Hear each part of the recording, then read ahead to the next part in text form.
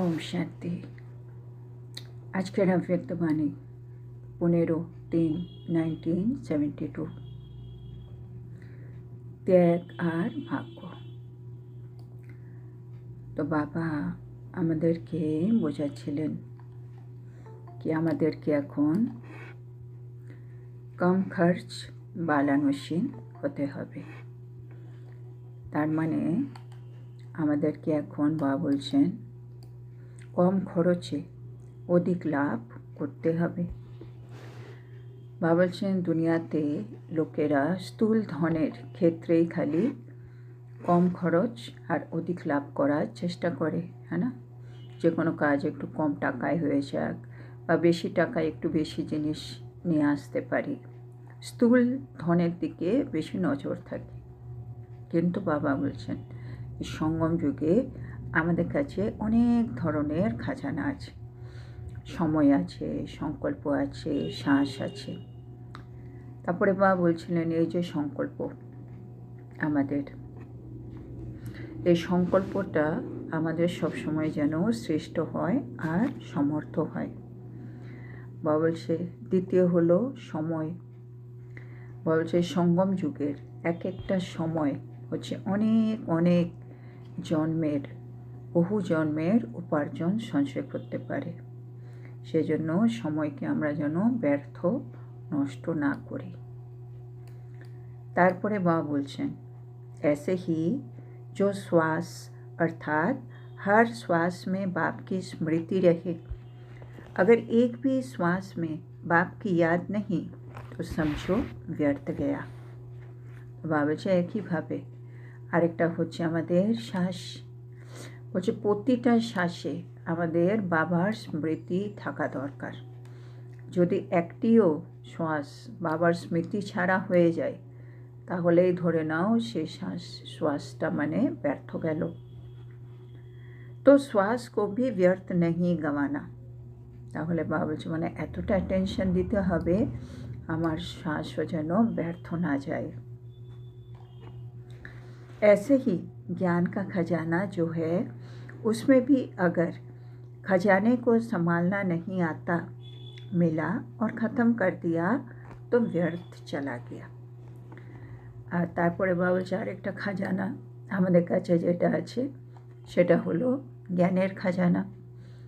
বাবা বলছে অনেকে এই জ্ঞানের খাজানাটা সামলাতে পারে না, আর সামলাতে পারে না বলে তারা পায় আর পাওয়ার সাথে সাথে সেটাকে আবার শেষও করে দেয়, আর সেজন্য সেটা ব্যর্থ হয়ে যায়। मनन नहीं किया ना। বাবা বলছে কেন তারা মনন চিন্তন করে না। मनन के बाद उस खजाने से जो खुशी प्राप्त होती है, उस खुशी में स्थित रहने का अभ्यास नहीं किया तो व्यर्थ चला गया ना।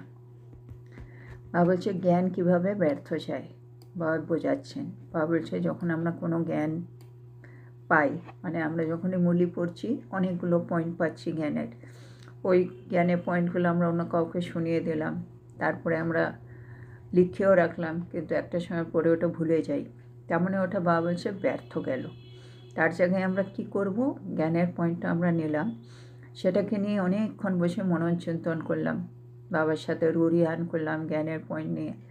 আর এই যে মনন চিন্তন করছি এতে আস্তে আস্তে ভেতরে জ্ঞানটাও অনেকটা গভীরে ঢুকে যাচ্ছে, আর আমি একটা খুশি পাচ্ছি, আনন্দ পাচ্ছি। আর এই যে আমি অনেকক্ষণ ধরে মনন চিন্তনের যে আনন্দটা পেলাম, তার মানে এটা সফল হলো। আর যদি আমি জাস্ট পয়েন্টটা পেলাম আর পয়েন্টটা আমি লিখলাম বা কাউকে শোনালাম, ওখানেই শেষ, তাহলে আমি এই আনন্দটা তো পেলাম না, তাহলে এটা ব্যর্থ গেল। जैसे, और बाबा एक एग्जाम्पल दिए बुझाচ্ছেন, जैसे भोजन किया और हजम करने की शक्ति नहीं तो व्यर्थ जाता है ना। আর জ্ঞানের খাজানাটা বাবা এক্সাম্পল দিচ্ছে, আমরা যখন ভোজন করি, আমি তো অনেক ভালো ভালো খাবার খেলাম কিন্তু হজম করতে পারছি না, সেজন্য ওটা যেমন খেলাম ওরকম আমার শরীর থেকে বেরিয়েও গেল, তাহলে ব্যর্থ হয়ে গেল। মানে খাবারটা যদি যেত ওটা যদি সুন্দর করে হজম হতো, সেখান থেকে আমার শরীর রক্ত পেত, বা আমার শরীরের মধ্যে বিভিন্ন রকম প্রোটিন, কার্বোহাইড্রেট, ভিটামিন, মিনারেল কিছু কিছু পেত, তার মানে ওটা খাবারটা সফল হতো। এখন খাবারটা গেল, হজম হলো না, কিছু খাবার থেকে আমি পেলাম না, আর শরীর থেকে বেরিয়েও গেল, তাহলে এটা পুরো ব্যর্থ। বাবা জ্ঞান দিল, জ্ঞানটা ইউজ হয়ে চলে গেল, কিন্তু আমি কিছুই পেলাম না, সে আনন্দটা পেলাম না যেটা আমি মনন চিন্তন করে পেতাম, তাহলে ওটা একরকমভাবে ব্যর্থ হলো। इसी प्रकार ये ज्ञान के खजाने आपके प्रति व दूसरे आत्माओं को दान देने के प्रति न लगाया तो व्यर्थ गया ना। तो একইভাবে বাবা যে আমরা জ্ঞানের খাজানাটা নিজের উপকারে লাগাই, বা অন্য আত্মাকে আমরা ওটাকে দান দিয়ে কাজে লাগাই, তাহলে খাজানা সফল হবে, নাইলে ব্যর্থ হবে। আর এই জ্ঞানের খাজানাটা নিজের কাজে লাগাতে, অন্যকে দান দিতে হলে আমাকে আগে মনন চিন্তন করে তার একটু গভীরে যেতে হবে। সেজন্য বাবা বলছে আমাদেরকে আগে একটু মনন চিন্তন করে নেওয়া উচিত, তাহলে খাজানাটা সফল হবে। ऐसे ही ये स्थूल धन भी अगर ईश्वरीय कार्य में, हर आत्मा के कल्याण के कार्य में व अपनी उन्नति के कार्य में न लगाकर अन्य कोई स्थूल कार्य में लगाया तो व्यर्थ लगाया ना। এবার বাবা আসছেন স্থূল খাজানা, যেটা আমরা পাই, স্থূল ধন। বাবা বলছে স্থূল ধনটা আমরা যদি ঈশ্বরীয় কাজে না লাগাই, বা প্রত্যেকটা আত্মার কল্যাণের জন্য ব্যবহার না করি, বা আমরা যদি নিজের উন্নতির কাজের জন্য ব্যবহার না করি, এগুলো ছেড়ে আমি যদি অন্য একটা স্থূল কাজের মধ্যে লাগিয়ে দিই, তাহলেও বাবা বলছে সেটা ব্যর্থ হলো। মানে বাবা বলছে সঙ্গম যুগে আমাদের যে অর্থ আছে, সে অর্থটাও বাবার সেবায় লাগাও, অন্য আত্মার কাজে লাগাও, বা নিজের উন্নতির জন্যও লাগাও। क्योंकि कैनो अगर ईश्वरीय कार्य में लगाते हो तो ये स्थूल धन एक का लाख गुना बनकर प्राप्त होता है। আর বাবা বলছে এটা কেন ব্যর্থ, বাবা বলছেন কেন যখন আমরা স্থূল অর্থ ঈশ্বরীয় কাজে ব্যবহার করি, তখন এর 1 টাকা লাখ গুণ হয়ে ফিরে আসে। और एक व्यर्थ गवा दिया तो एक व्यर्थ नहीं लेकिन लाख व्यर्थ गवाया। আর একই হিসেবে যদি 1 টাকা ব্যর্থ হলো, তাহলে ধরে নাও শুধু তোমার 1 টাকা ব্যর্থ হয়নি, লক্ষ টাকার ক্ষতি হয়ে গেল। মানে ঈশ্বরীয় কাজে লাগালে 1 টাকা লাখ গুণ হয়ে ফিরে আসে, আর ঈশ্বরীয় কাজে আমি 1 টাকা না লাগালে আমার লক্ষ টাকা ক্ষতি হলো। এটা এরকম। इसी प्रकार संगम का सर्व खजाना है, उस सर्व खजाने को चेक करो कि कोई भी खजाना व्यर्थ तो नहीं जाता है। ভাবছে এইভাবে সঙ্গম যুগের সব খাজানা আছে, সেগুলো ভালো করে চেক করো, কোনো খাজানা আমি কি ব্যর্থ নষ্ট করছি। তো ऐसे कम खर्च बाला नशीन बने हो। তো এরকমই আমাদেরকে বাবা বলছে কম খরচে অধিক লাভ করতে হবে, সেটাকে তোমরা করতে পেরেছো। या अब तक अलबेले होने के कारण व्यर्थ गवा देते हो, বা এখনও অমনোযোগী হয়ে খাজানাগুলোকে ব্যর্থ নষ্ট করে যাচ্ছ। কি ভালো করে চেক করতে বলছে। जो अलबेले होते हैं वो व्यर्थ गवाते हैं। এবার বাবা বলছে যদি কোনো আত্মা আমরা আলবেলাপনে থাকি, মানে অমনোযোগী হয়ে থাকি, তাহলে নিশ্চয়ই আমরা খাজানাকে ব্যর্থ করছি। जो समझदार होते हैं, नॉलेजफुल होते हैं, सेंसिबल होते हैं, वो एक छोटी चीज़ भी व्यर्थ नहीं गवाते हैं। বাবা বলছে যদি আমরা সমজদার আত্মা হই, জ্ঞানী আত্মা হই, সেন্সিবল আত্মা হই, মানে বিবেক সম্পন্ন আত্মা হই, তাহলে কিন্তু আমরা সামান্যতম ছোট্ট জিনিসও কিন্তু ব্যর্থ হতে দিতে পারি না। ऐसे के लिए ही कहा जाता है कम खर्च वाला नशीन। আর এমনদের জন্যই বলা হয় কম খরচে অধিক লাভ। ऐसे हो, তোমরা কি এরকম হতে পেরেছো? তার মানে বা বলছে সঙ্গম যুগে আমরা যত যত সফল করব অতই আমাদের লাভ। যেন আমাদেরকে কম খরচে বেশি লাভ যেন আমি পাই, সেদিকে আমার সবসময় নজর রাখতে হবে। সেটা সময় হোক, সংকল্প হোক, শ্বাস হোক, জ্ঞানের খাজানা হোক, বাবার থেকে আমরা যা কিছুই পাচ্ছি, আমাদের স্থূল ধন হোক, মানে তন মন ধন জন সব কিছুই আমাকে সফল করতে হবে। ম্যাক্সিমাম যতটা পারি আমাকে সফল করতে হবে। কেন এখনের 1 টাকা বা বলছে লক্ষ টাকার সমান। তো এখন আমি যদি খরচ না করি, তার মানে আমি কোথাও না কোথাও অনেক অনেক অনেক আমার ক্ষতি হয়ে যাচ্ছে। আর তার জন্য আমাকে अलबेला হওয়া উচিত নয়। আমাকে समझदार হতে হবে, আমাকে নলেজফুল হতে হবে, আমাকে সেন্সিবল হতে হবে। কী জন্য? কি আমার সামান্যতম জিনিসও যেন নষ্ট না হয়। কোথাও 2টো সংকল্প নষ্ট হয়ে গেল, কোথাও শ্বাস তো চলছেই কিন্তু বাবাকে আমি স্মরণ করিনি, ওটা নষ্ট হয়ে গেল। কোথাও অর্থ একটু বেশি খরচা হয়ে গেল, কোথাও আমি নিজের শরীরকে এমন কোনো কাজে লাগিয়ে দিলাম যেটা কাজের দরকার ছিল না। কখনো আমার মন এদিক ওদিক কোথায় কোথায় ঘুরে বেড়াচ্ছে। এগুলো সব ব্যর্থ হচ্ছে। জ্ঞানী আত্মা মানে সামান্যতম জিনিসও ব্যর্থ হতে দিতে পারি না। এরকম নিজেকে এই জায়গায় নিয়ে আসতে হবে। তাহলে আমি আত্মা কম খরচ वाला नशीन, মানে কম খরচে অধিক লাভ, এই রকম হয়ে যাব। जैसे साकार बाप ने कम खर्च वाला नशीन बन करके दिखाया ना। তো বাবা বলছে যেমন সাকার বাবা, ব্রহ্মা বাবা নিজে কম খরচ वाला नशीन হয়ে কিন্তু দেখিয়েছে। তো क्या फॉलो फादर नहीं करना है? তাহলে কি তোমরা फॉलो फादर বাবাকে করবে না? कोई भी स्थूल धन अगर स्थूल धन नहीं है तो जो यज्ञ निवासी है उनके लिए ये यज्ञ की हर वस्तु ही स्थूल धन के समान है। বাবা বলছেন যাদের কাছে স্থূল ধন নেই, যে কোনো স্থূল ধন বা যাদের কাছে স্থূল ধন নেই, মানে যারা যেমন মধুবনে যারা ভাই বোন যারা সমর্পিত, তাদের কাছে তো স্থূল ধন নেই, বা আমাদের সেন্টারেরও হবে। তো যারাই যোগ্য নিবাসী, যারা সমর্পিত হয়ে গেছে, ওদের কাছে স্থূল ধন থাকে না। তো বলছে তাদের জন্য যজ্ঞের প্রতিটা বস্তুই কিন্তু স্থূল ধনের সমান।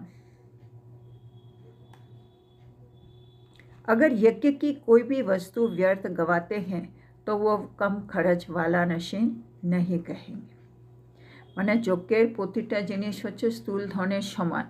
জন্য যারা যজ্ঞে সমর্পিত আত্মা মানে যজ্ঞ নিবাসী, তারা যদি কোনো মানে যজ্ঞেরই বস্তু যদি নষ্ট করছে, তাহলেই ধরা হবে তারা কোনো স্থূল ধন নষ্ট করছে। जो प्रवृत्ति में रहने वाले हैं স্থূল धन से अपना पद ऊंच बना सकते हैं। তো বাবা বলছেন যারা প্রবৃত্তিতে থাকে, মানে যারা নিজের নিজের ঘরে থাকে, তারা স্থূল ধন দিয়ে সেবা করে নিজেরা কিন্তু উঁচু পদ পেতে পারে। वैसे ही यज्ञ निवासी भी अगर यज्ञ की स्थूल वस्तु कम खर्च वाला नशीन बनकर यूज़ करते हैं, अपने प्रति या दूसरों के प्रति उनका भी इस हिसाब से भविष्य बहुत ऊंच बनता है। মানে এখানে বাবা কত পরিষ্কার করে বুঝিয়ে দিচ্ছে, মানে যারা যোগ্যতে আছে যোগ্য নিবাসী আর যারা যোগ্য নিবাসী নয় সবাই কিন্তু উঁচু পদ পেতে পারে। বাবা বলছে যারা প্রবৃত্তিতে আছে তারা স্থূল ধন দিয়ে সেবা করলে উঁচু পদ পাবে। একইভাবে যারা যোগ্য নিবাসী তাদের কাছে তো স্থূল ধন নেই, তারা যজ্ঞের প্রতিটা বস্তু সেটা স্থূল ধনের মতো, সেজন্য প্রতিটা বস্তুকে তারা যদি কম খরচ করে, হ্যাঁ, আর অধিক লাভ করতে পারে, সেটা নিজের ক্ষেত্রে হোক অন্যের ক্ষেত্রে হোক, তাহলে কিন্তু তাদের ভবিষ্যৎ সেই হিসেবে কিন্তু অনেক উঁচু হয়ে যাবে। ऐसे नहीं कि स्थूल धन तो प्रवृत्ति वालों के लिए साधन है, लेकिन यज्ञ निवासियों के यज्ञ की सेवा भी यज्ञ की वस्तु की एक नामी रूप से धन स्थूल धन से भी ज़्यादा कमाई का साधन है। বলছে কারণ যারা গৃহস্থীরা আছে তাদের কাছে তো স্থূল ধন আছে, কিন্তু যারা যজ্ঞ নিবাসী তারা যজ্ঞের সেবা করছে, সেন যজ্ঞের প্রতিটা বস্তুকে তারা যদি ইকোনমি রূপে কাজ করে, ইকোনমি মানে কম খরচা করে বেশি লাভ করতে পারে, তাহলে কিন্তু তারা স্থূল ধন থেকেও বেশি উপার্জন করবে। इसलिए जब यज्ञ का एक भी चीज़ यथार्थ रूप से लगाते हो या संभाल करते हो, व्यर्थ से बचाव करते हो, तो समर्थी आती है भविष्य प्राप्ति के लिए। বলছে সেই জন্যই বলা হচ্ছে যখন তোমরা যজ্ঞের একটি জিনিসও যদি যথার্থভাবে ব্যবহার করো, সেটা যদি যত্ন নাও, সেটা যদি ব্যর্থ অপচয় থেকে রক্ষা করো, তোমাদের মধ্যে সমৃদ্ধি আসবে আর তোমরা ভবিষ্যতে অনেক প্রাপ্তি করতে পারবে।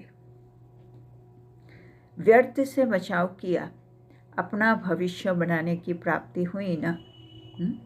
মানে বাবার ঘরের যে কোনো জিনিস যেটা ব্যর্থ হয়ে যেত, আমি সেটাকে যদি বাঁচিয়ে নিই, সুরক্ষিত রেখে দিই, তার মানেই আমার ভবিষ্যতের জন্য আমি প্রাপ্তি তৈরি করে নিলাম, মানে আমার ভবিষ্যতে প্রাপ্তি কিছু জমা হয়ে গেল। इसलिए हर एक को अपने आप को चेक करना है, জন্য আমাদেরকে প্রত্যেককে নিজেকে নিজে চেক করতে হয়। আমরা যখন বাবার ঘরে যাচ্ছি সেখানেও দেখতে হবে কোনো জিনিস যেন ব্যর্থ না হয়, অপচয় না হয়, সেটা যত্ন নিতে হবে। तो अपने को कम खर्च वाला मशीन कितना बनाया है, এবার চেকিং, আমি আত্মা নিজেকে কতটা কম খরচ মানে আর অধিক লাভ মানে আমি অপচয় মুক্ত কতটা নিজেকে বানাতে পেরেছি। চেকিং, ব্যর্থ সে বাঁচো সমর্থ বানো, এটা কত সুন্দর বাবার স্লোগান। ব্যর্থ থেকে বাঁচো আর শক্তিশালী হও, সমর্থ হও। जहाँ व्यर्थ है वहाँ समर्थ जरा भी नहीं, যদি কোনো জায়গায় ব্যর্থ থাকে সেখানে সমর্থ থাকতেই পারে না। और जहाँ समर्थी है वहाँ व्यर्थ जावे ये हो नहीं सकता, আর যেখানে সামর্থ্য আছে সেখানে ব্যর্থ থাকতে পারে না। अगर खजाना व्यर्थ जाता है तो समर्थी नहीं आ सकती, মানে যদি আমি কোনো খাজানা ব্যর্থ নষ্ট করছি, বলছে তোমাদের মধ্যে সমর্থী আসতে পারে না। সেজন্য আমাকে প্রতিটা খাজানা সফল করতে হবে, সে সময় হোক, সংকল্প হোক, শ্বাস হোক, জ্ঞান হোক, স্থূলধন হোক, সব কিছু, তাহলে আমার মধ্যে সমর্থী আসবে। जैसे देखो, বাবা আবার এক্সাম্পল দিচ্ছে, যেমন দেখো कोई लीकेज होती है, कितना भी कोशिश करो लेकिन लीकेज के कारण शक्ति भर नहीं सकती है। আবার এক্সাম্পল দিচ্ছে, ধরে নাও কোনো এক জায়গায় লিকেজ আছে, মানে কোনো এক জায়গায় ফুটো আছে যেখান দিয়ে লিক হচ্ছে, তুমি যতটাই চেষ্টা করো লিকেজ থাকলে তুমি শক্তিকে ধরে রাখতে পারবে না। तो व्यर्थ भी लीकेज होने के कारण कितना भी पुरुषार्थ करेंगे, कितना भी मेहनत करेंगे, लेकिन शक्तिशाली नहीं बन सकते, है ना। কোনো একটা ট্যাঙ্কে ধরো লিক আছে, আমি যতই ভরি ট্যাঙ্ক কোনো দিনই ভরবে না যতদিন ওই লিকটা বন্ধ হবে।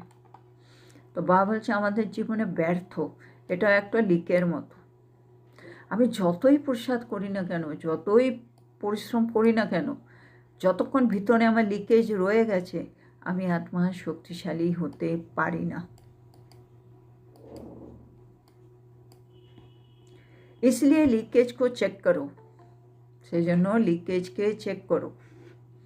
মানে কোথায় কোথায় লিকেজ বলতে মা বললেন ব্যর্থ, তার মানে চেক করো কোথায় কোথায় আমার ব্যর্থ হচ্ছে, কোথায় আমার টাইম ওয়েস্ট হয়ে যাচ্ছে, কোথায় আমার সংকল্প ওয়েস্ট হচ্ছে, কোথায় আমার এই কী বলে বাবলো শ্বাস, কোথায় আমার মনসাতে, কোথায় আমার বাঁচাতে শব্দগুলো এক্সট্রা বেরিয়ে আছে, কোথায় আমার কর্ম যেগুলো না করা উচিত ওগুলো করছি, কোথায় আমার দৃষ্টি যেটা না দেখার ওখানে তাকিয়ে আছি, দেখে আছি, ভেবে যাচ্ছি, এগুলো সব লিকেজ। যেমন বাবা কালকে মুরলিতে বললো পরদর্শন করছো, পরচিন্তন করছো, কি এগুলো ব্যর্থ। एगुलो बाबा बोलছে लीकेज के चेक करो। लीकेज को चेक करने के लिए बहुत होशियारी चाहिए। আর সত্যি এটা লিকেজ কিনা এটাও মানে অনেক বুদ্ধি দিয়ে সতর্কতা দিয়েই আমি ধরতে পারবো।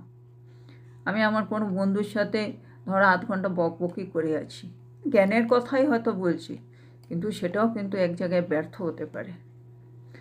যেটুকুনি দরকার সেইটুকুনি না বলে আমি যদি ওটাকে এক্সট্রা বাড়িয়ে বাড়িয়ে বলতেই থাকি সেটাও কিন্তু ওয়েস্ট। কিন্তু এমনি বললে আরে আমরা তো জ্ঞানেরই পয়েন্ট বলছি, আমরা তো কোনো দুনিয়ার কোনো অন্য কথা বলছি না তো, কিন্তু তবুও ওয়েস্ট।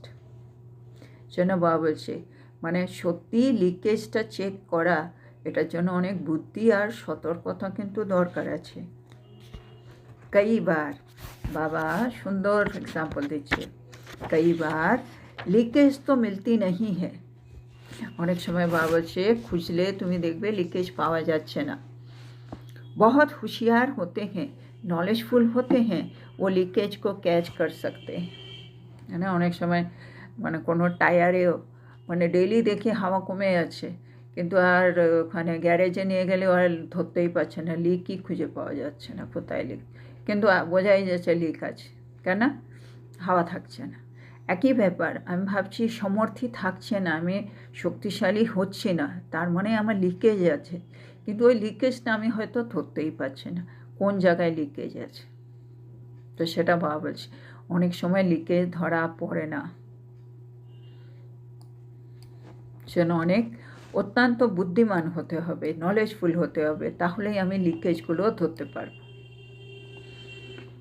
নলেজফুল नहीं तो লিকেজ को ढूंढते रहते हैं, আর যদি নলেজফুল না হো তাহলে সবসময় লিককে খুঁজেই বেড়াচ্ছি, মানে বুঝতেই পারছি কোথাও আছে লিক, কেন আমি শক্তিশালী হচ্ছি না, আমি সব সময় ক্লান্ত থাকছি, আমার বুদ্ধি এদিক ওদিক ঘুরে বেড়াচ্ছে, মানে কোথাও লিক হচ্ছে, কিন্তু কোথায় আমার চিন্তাধারায় আমার শব্দে কোথায় লিক সেটা আমি আর খুঁজে পাচ্ছি না।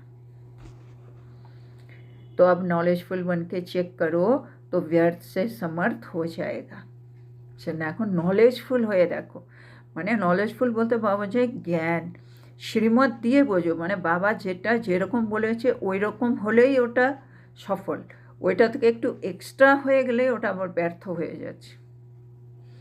জন্য নলেজফুল হয়ে চেকিং করে তারপরে ব্যর্থকে খুঁজে ওটাকে সমর্থক করে নাও। समझा, বুঝেছো? अच्छा, मैसूर वाले क्या याद रखेंगे, হ্যাঁ তো মাইসোরের ভাই বোনরা এসছে, বাবা বলছে তাদেরকে তোমরা কি স্মরণে রাখবে। মাতায় सिर्फ याद की यात्रा में रहती है ना, মাতারা বাবা বলছে শুধু স্মরণের যাত্রায় থাকে, क्योंकि भाषा तो समझ नहीं सकती, বাবা বলছে কেননা ভাষা তো তারা বুঝতে পারে না। মাইসোর থেকে যারা এসছে তারা হয়তো হিন্দি জানে না, সেজন্য তারা ভাষা বুঝতে পারছে না, সেজন্য ওরা বাবা বাবা করে বাবা স্মরণের যাত্রায় বসে আছে। तो बाबा बोलছে ये तो याद रखेंगे ना कि कम खर्च वाला नशीन, বাবা বলছে এইটুকুনি তো নিশ্চয় বুঝে গেছো, হ্যাঁ কি কম খরচ করে আমাকে অধিক লাভ করতে হবে, এইটুকুনি তো বুঝেছো। फिर भी भाग्यशाली हो, বাবা বলছে তার সত্ত্বেও তোমরা কিন্তু অনেক ভাগ্যশালী আত্মা। ये तो समझती हो सारे सृष्टि में हम विशेष आत्माएं हैं, বাবা বলছে এইটুকুনি তো বুঝেছো কি সমগ্র সৃষ্টির মধ্যে আমি হলাম বিশেষ আত্মা। अच्छा, ये समझती हो कि यहाँ कई बार आए हैं या समझती हो कि पहली बार आए हैं, বাবা এটা চেকিংয়ের জন্য জিজ্ঞেস করছে। বাবা বলছে, তোমরা কি মনে করছো কি আমি বাবা এই মধুবনে অনেকবার এসেছি এরকম মনে হচ্ছে, না মনে হচ্ছে না বাবা এই তো আমি প্রথমবারই এসেছি এখানে, কীরকম মনে হচ্ছে? कोई बंधन नहीं है तो अपने को भाग्यशाली समझती हो या दुर्भाग्यशाली समझती हो। বাবা বলছে কোনো বন্ধন নেই, তাহলে নিজেকে কি ভাবো? মানে আমার কেউ নেই জীবনে। অনেকজন এইটা ভেবেও নিজেকে দুর্ভাগ্যশালী ভাবে, হ্যাঁ আমার কেউ নেই সংসারে। আর অনেকে ভাবে বাপরে কেউ নেই মানে আমি একেবারে ফ্রি, আমি বন্ধন মুক্ত আত্মা, আমি অনেক সেবা করতে পারবো। তো একই পজিশনে থেকে আমি নিজেকে ভাগ্যশালীও মনে করতে পারি, দুর্ভাগ্যশালীও মনে করতে পারি। সেটা বাবা জানতে চাইছে তুমি নিজেকে কি ভাবছো। নির্বন্ধন हो तो अपना भविष्य ऊंच बना सकती हो। যদি সত্যি তুমি নির্বন্ধন তাহলে সত্যি তুমি নিজের ভবিষ্যৎ উচ্চ করতে পারো। आप तो डबल भाग्यशाली हो। ভাবছো তোমরা তো ডবল ভাগ্যশালী। কেন? एक तो बाप मिला, दूसरा भविष्य बनाने के लिए निर्बंधन बनी हो। হ্যাঁ বলছে যারা নির্বন্ধন আত্মা তারা ডবল ভাগ্যশালী। একদিকে তো বাবাকে পেয়ে গেলে, অন্যদিকে ভবিষ্যৎ গড়ার জন্য নির্বন্ধন অবস্থা হয়ে রয়েছে। और ही खुशी होती है ना, এতে তো আরও বেশি আনন্দ হয় তাই না? ऐसा तो नहीं पता नहीं क्या है। ভাবছে এমন তো নয় যে জানি না কি আছে। দুঃখ তো महसूस नहीं होता है, দুঃখ তো অনুভব হয় না, মানে কেউ নেই সেটা ভেবে তোমার দুঃখ তো অনুভব হয় না। সুখ অনুভব করতে हो না, তোমার তো সুখ অনুভব করা উচিত। মানে স্থূলে কেউ নেই তো কী হলো, বাবাকে পেয়ে গেছি আর বাবার সেবায় লেগে বাবার জ্ঞান দিয়ে এবার আমি অনেক অনেক ভাগ্য উঁচু করার জন্য পুরুষার্থ করতে পারবো। তাহলে আমার ওই সময় সুখের অনুভব হওয়া উচিত, দুঃখের অনুভব হওয়া উচিত নয়। তো সেটা বাবা জানতে চাইছে। अच्छा हुआ जो निर्बंधन हो गई, ऐसे अपने को भाग्यशाली समझती हो या कभी दुख भी आता है। অবশ্যই এটা মানে নিজে ভালো ভাবা উচিত কি ভালোই হয়েছে আমি নির্বন্ধন হয়ে গেছি, এটাকে এইভাবে নিতে হবে, তাহলেই তুমি নিজেকে ভাগ্যশালী মনে করতে পারবে। কবি দুঃখ भी आता है, মাঝে মাঝে কি দুঃখ চলে আসে। अगर कोई साथ होगा तो टक्कर होगा। বলছে নির্বন্ধন মানে ভালো, কোনো আত্মা নেই, কারো সংস্কারের সাথে আমার টক্কর হচ্ছে না। বলছে যদি কোনো সঙ্গী থাকে তাহলে কিন্তু টক্কর হবে। এবার संगम युग में लौकिक सुहाग का त्याग कर श्रेष्ठ भाग्य की निशानी है। বলছে সঙ্গম যুগে মানে লৌকিক সুহাগ যদি ত্যাগ করে যায়, মানে যদি আমার স্বামী মারা যায় আর কি, বা বলছে এটা হলো শ্রেষ্ঠ ভাগ্যের নিদর্শন। आत्मा की प्रवृत्ति में ये संबंध नहीं है, है ना, মানে আত্মার প্রবৃত্তির দিক থেকে ওর মধ্যে কিন্তু এই